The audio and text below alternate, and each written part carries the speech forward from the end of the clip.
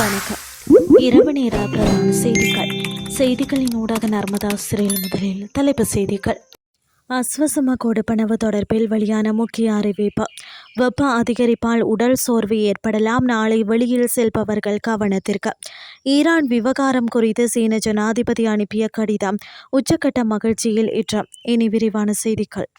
அஸ்வசம நலமுறை திட்டத்தின் முதலாம் கட்ட பணியாளர்களுக்கான கொடுப்பனவுகள் எதிர்வரும் ஜூலை மாதம் முதல் மீண்டும் வழங்கப்பட உள்ளதாக நலம்புரி நன்மைகள் சபை அறிவித்துள்ளது. பயனாளிகள் தொடர்பான கணக்கெடுப்பு பணிகள் நிறைவடைந்தவுடன் இந்த நடவடிக்கை எடுக்கப்படும் என தெரிவிக்கப்பட்டுள்ளது. இதுகுறித்து நலம்புரி நன்மைகள் சபையின் தலைவர் நிமல் கொத்தவலகெதர தெரிவிக்கையில், பயனாளிகளின் தகமைகளை உறுதிப்படுத்தும் நோக்கில் முன்னெடுக்கப்படும் தரவு சரிபார்ப்பு மற்றும் கள ஆய்வுகள் மே மாத இறுதிக்குள் முழுமையாக நிறைவு செய்யப்படும் என எதிர்பார்ப்பதாக குறிப்பிட்டார். இதேவேளை நலம்புரி நன்மைகளை பெறுவதற்காக போலியான தகவல்களை வழங்குவோருக்கு எதிராக கடும் சட்ட நடவடிக்கை எடுக்கப்படும் என தலைவர் எச்சரிக்கை விடுத்துள்ளார்.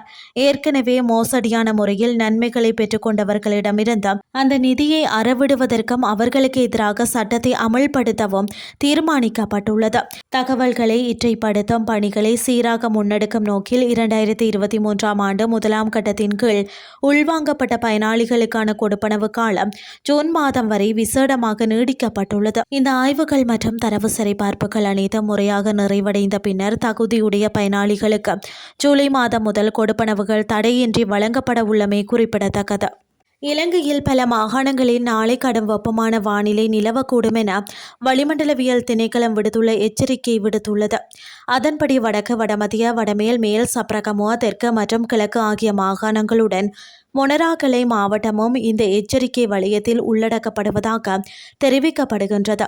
மனித உடலில் உணரப்படும் வெப்பத்தின் அளவு நாட்டின் 21 மாவட்டங்களில் சில இடங்களில் அவதான மட்டம் வரை அதிகரிக்கக்கூடும் என எதிர்வு கூறப்பட்டுள்ளது. மேலும் அதிக வெப்பமான சூழலில் நீண்ட நேரம் தங்கியிருப்பவர்களுக்கு உடல் சோர்வு ஏற்படக்கூடும் என்றும் தொடர்ந்து கடினமான பணிகளில் ஈடுபடுபவர்களுக்கு தசைப்பிடிப்பு ஏற்பட வாய்ப்புள்ளதாகவும் எச்சரிக்கப்பட்டுள்ளது.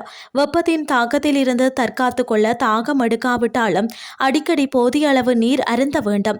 முடிந்தவரை நேரடி வெயிலை தவிர்த்து நிழலான இடங்களில் ஓய்வெடுக்க வேண்டும். கடினமான வெளிப்புற வேலைகளை குறைத்துக் கொள்வதுடன் பணியிடங்களில் அடிக்கடி இடைவேளை எடுத்துக்கொள்ள வேண்டும். மெல்லிய வெள்ளை அல்லது இளநிறத்திலான பருத்தி ஆடைகளை அணிவது சிறந்தது என அறிவுறுத்தப்பட்டுள்ளது.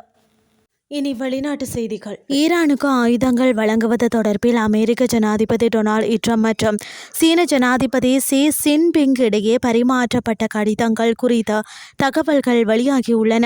ஈரான் நாட்டிற்கு சீனா ஆயுதங்களை வழங்குவதாக வெளிவரும் செய்திகள் குறித்து ட்ரம்ப் எழுதிய கடிதத்திற்கு சீனா அத்தகைய செயல்பாடுகளில் ஈடுபடவில்லை என்று ஷி ஜின்பிங் பதிலளித்துள்ளதாக கூறப்படுகிறது. இரு நாட்டு தலைவர்களின் சந்திப்பு அடுத்த மாதம் நடைபெறவுள்ள பின்னணியில் மேற்படி கடிதங்கள் பரிமாற்றப்பட்டுள்ளன. ஈரானுக்கு சீனா வான் பாதுகாப்பு அமைப்புகளை வழங்க தயாராகி வருவதாக அமெரிக்க உளவுத்துறை தகவல்கள் தெரிவிப்பதாக செய்தி வெளியாகி வருகின்றன.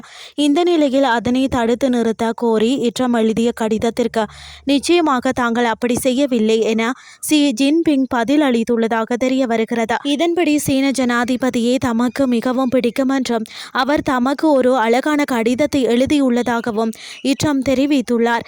எவ்வாறாயினும் அடுத்த சில வாரங்களில் ஈரானுக்கு புதிய ஆயுத தளவாடங்களை சீனா அனுப்பக்கூடும் என்றும் அமெரிக்க உளவுத்துறை வட்டாரங்கள் தொடர்ந்து எச்சரித்து வருகின்றமை குறிப்பிடத்தக்கது. இத்துடன் செய்திகள் யாவும் நிறைவடைகின்றது. அடுத்து காலை 8:30 எதிர்பாருங்கள். நன்றி.